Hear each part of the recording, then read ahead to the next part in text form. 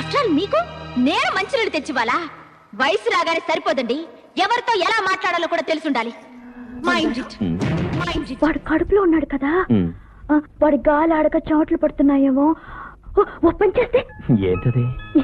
ఎంత కష్టమైనా సరే ఫ్యాను విసనగర్రో మింగేస్తుంది.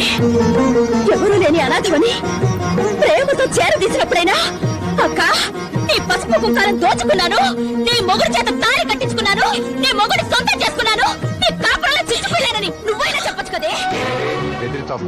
నాకు బ్రిడ్జ్ అంటే భయం అండి.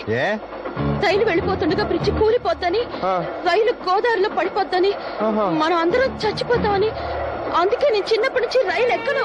తప్పుడు తిరుగుళ్ళు తిరిగే తప్పుడు మనుషులైన మీ తమ్ముళ్ళకి నా చెల్లెల్ని ఇచ్చి పెళ్లి చేయాలా? నా చెల్లెల్ని వాళ్ళకిచ్చి పెళ్లి చెయ్యను. చావుకి పెళ్లికి పెద్ద తేడా లేదు నాన్న. ఇద్దరు చిటికన వేళ్ళు కలిపితే పెళ్లి, ఒకరిలో రెండు బొటన వేళ్ళు కలిపితే చావు.